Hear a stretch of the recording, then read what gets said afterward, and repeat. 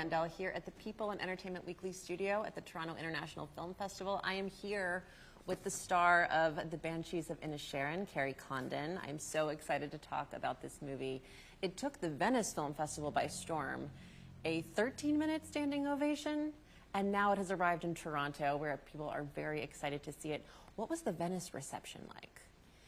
Oh, it was really beautiful because it was the second time I'd seen the movie, so I was able to watch it a little bit removed, you know, as opposed to just kind of being too involved in it. So I was kind of there was moments was upset because it's quite moving, the movie. So when the lights came up, I was still sort of in the film and I felt like I was going to start crying. But it was beautiful because most people didn't have their phones out. Mm. You know, so they were genuinely looking and genuinely clapping and seemed like they had been, you know, got the movie and were moved. So it was really, really special. I didn't feel like 13 minutes, to be honest, but then my brother was behind me and he was like, yeah, well, if you were clapping, let me tell you something, it felt like 13 minutes because his hands were killing him.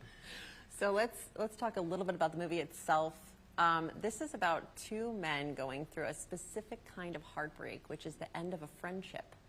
And in it, Colin Farrell plays your brother. He and Brendan Gleeson are just going through this terrible moment in their lives, in their friendship. And you play Colin Farrell's sister, trying to support him through this very confusing moment. Do you think this film is kind of a commentary on how men don't really talk about their feelings very well? I don't think so, no, because in all fairness to Brendan's character, he has the guts to say to Pádraig, Colin, my brother, that he doesn't want to be friends with him. Like, he doesn't ghost him. He actually has the guts to go, listen, I don't like you anymore. I don't want to hang out with you. So there's a kind of, I admire his honesty. I suppose it's just more, I think like it could be the same for women or men, you know, regardless of the gender. I feel like it's kind of just a human thing. And I feel like we'll all understand it too, because it's kind of similar to a breakup. You know, if you haven't fallen out with a friend, you've certainly had a relationship breakup. Like, everyone's experienced it in some form. And this was not your first experience with director Martin McDonagh. You had been in 3 Billboards before, and I'm curious how this experience was different from that for you, and kind of the conversations you had about the film going into it.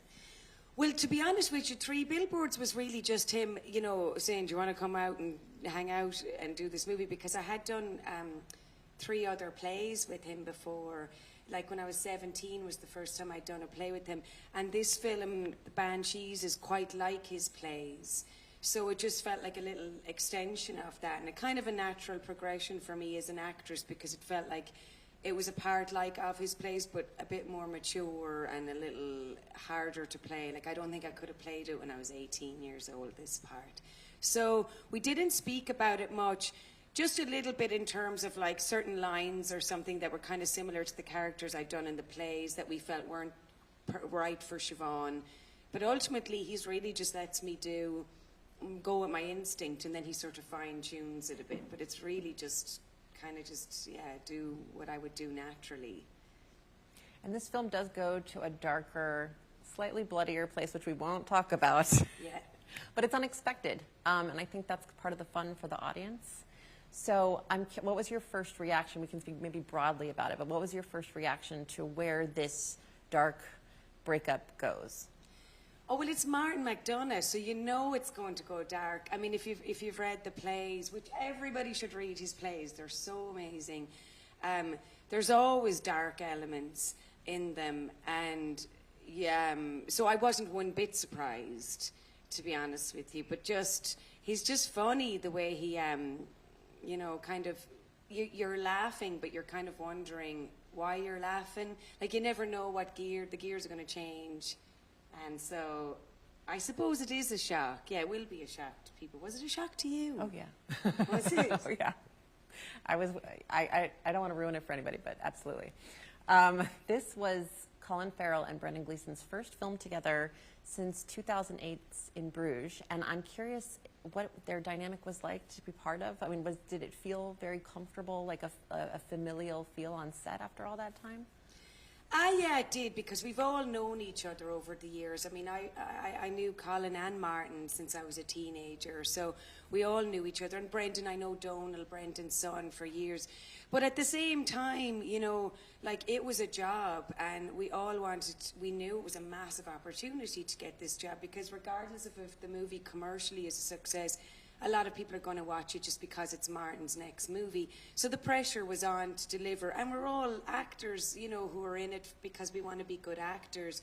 So we had 2 weeks rehearsals, and it was just a studious-like environment. It wasn't all this, like, fun and games. Like, we all had worked all day, and then we'd go home and kind of be by ourselves and digest the work that we had to do. So it was serious, but, you know, it wasn't like we were, you know, doing an exam or anything, but it wasn't like we were having a great whale of a time either. And you just said you and Colin have known each other since you were teenagers, and in this, of course, you play brother and sister. So do you two tease each other like brother and sister? Because in the film, there's such a special dynamic between the two of you. You can kind of get each other's goat and also be very serious and stern with each other. What is your dynamic in real life?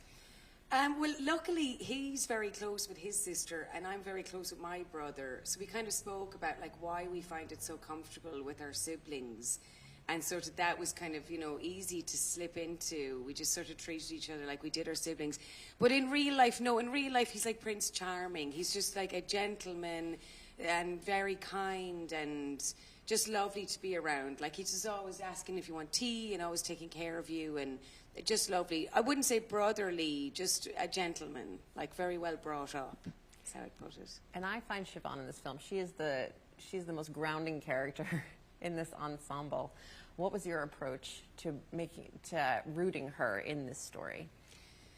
I suppose a lot of it was in the script, you know, like, that's the good thing about Martin stuff. It's like, it's just like worst case scenario, just say the line and, like, that'll get you across the finish line. But I suppose I liked having the glimpses. She kind of, you know, can't be saying truly how she feels because nobody really cares how she feels, and she's kind of a, you know, a person who kind of keeps to herself. So I liked choosing moments where you could see glimpses of her rage and glimpses of her depression and glimpses of her, like, desperate loneliness, but, like, just a tiny glimpse and then pulling it back. And then with Colin, that she's kind of motherly towards him, but also a little bit like she's at her wit's end. Like, they're all annoying her. So, you know, there was loads of different ways to play, like, things to do, different scenes, created different things. It was not one note, and that was kind of the best part about it. Well, I'm so excited for everyone to see this movie, The Banshees of Inisherin. And congratulations to you. Thank you very much. It is a great film. Cheers. Thank you for joining us today. No problem. Appreciate Thank it. you.